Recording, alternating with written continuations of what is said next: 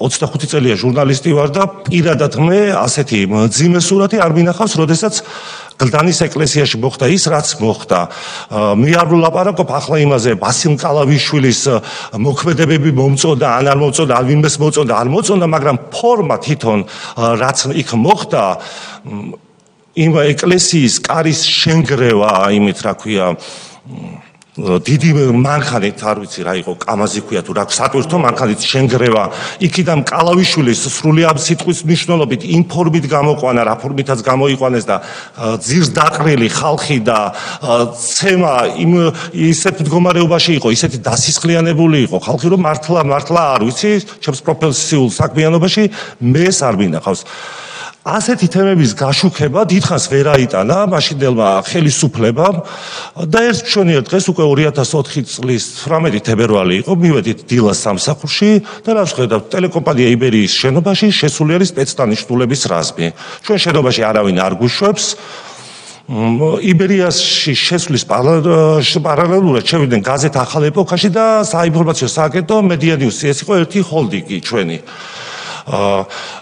ვარკვევთ რა ხდებოდა და გითხრას რომ კონტრაბანდას ეძებდნენ ტელევიზიის შენობაში, ამ დროს გენერალურ პროკურატურაში ტარდება ბრიფინგი, მაშინდელი გენერალური პროკურორი ირაკლი ოქრუაშვილი აკეთებს ასეთ განცხადებას, რომ ომეგას ოფისებში და მათ შორის ტელეკომპანია იბერიაში აღმოჩენილია სიგარეტის აქციზური მარკების საბეჭდი კლიშეები.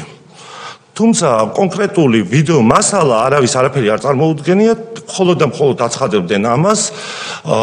ამის ჩხეკის საფუძველი გახდა ამ კომპანიებში მაშინდელი თაწმინდის რაიონის სასამართლოს თავმჯდომარე იყო თუ არ ვცდები, ბატონი მამუკა სონღულაშვილის გადაწყვეტილება, რის საფუძველზეც შევიდა სპეცდანიშნულების რაზმი ომეგას ყველა ოფისში, თუმცა ტელეკომპანია იბერია ჩუბინაშვილის ქუჩის 41 ნომერი მითითებული აი ამ ჩხეკაში არსად არ იყო მითითებული, რაც იმას ნიშნავდა, რომ ფორმალური საკეც არ დაიცვეს და ისე შემოვარდნენ ტელეკომპანია იბერიაში.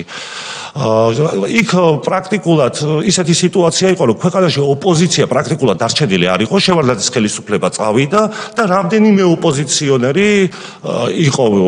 ხარდაჭერასაც ვერ ვიღებდით, ოპოზიცია არ იყო ქვეყანაში, რევოლუციურ ეიფორიაში იყო საზოგადოება მაშინ და ხოლოდ აი ეხლა შემიძლია ამ ეთერიდან თქვა ახლაც რომ ალბათ ფიქრია ჩიხრაძე იყო, შალვა ნათელაშვილი, გუბა სანიკიძე, სულ რამდენიმე ადამიანი იყო იქ მოსული. და თუ არ ვცდები, ქალბატონი ელენე თევდორაძე, მიუხედავად იმისა, რომ ის ხელისუფლებას წარმოადგენდა. ამის შემდეგ უკვე დაახლოებით რამდენიმე საათში, 3-4 საათში ტელეკომპანია იბერიას შენობიდან გავიდა სპეცდანიშნულების რაზმი, თუმცა ომეგას ყველა ოფისში შეიყვანეს შინაგანი ჯარები. დაახლოებით 10 დღეში გაზეთი ახალი ეპოქის თანამშრომლები შეიკრიბნენ სტამბა ომეგა თექთან, სადაც დაბეჭდილი იყო გაზეთის ნომერი და ითხოვდნენ, რომ ეს დაპატიმრებული ნომერი გამოგვატანეთო და პასუხი იყო სროლა. გახსნეს პირდაპირ ცეცხლი გაზეთი ახალი ეპოქის თანამშრომლების მისამართით. მე ამას იმიტომ ვამბობ, რომ ერთ-ერთი ტყვია წინ გადიოდა გაზის მილი დაახლოებით 2 მეტრის სიმაღლეზე იყო და ერთ-ერთი ტყვია მოხვდა იმ გაზის მილს. იქ რომ ადამიანი მდგარიყო, სულ თავისუფლად შეიძლებოდა რომ ეს ტყვია საზოგადოებრივ რო გაიგოს. რეზინის ტყვია ცეცხლსასროლი, ცეცხლსასროლი. და დავაზუსტოთ რა, როდის ხდება ის ზუსტად რომელი თვეა ეს 2000 თებერვალში აქ შემოვარდნენ და დაახლოებით 2 კვირაში ალბათ. 2004 წლის თებერვალში. ეს ტყვია მოხდა გაზის მილს, საბედნიეროდ გაზის მილის არაფეთქდა, თუმცა გაზის გაჟონვა დაიწყო იქ. მოვარდა იქ ის დამატებით კიდე პოლიცია მოიხვალეს და ეს ხალხი იქიდან გამოყარეს, იმიდან რა ქვია, ვაშლიჯვრის ტერიტორიიდან.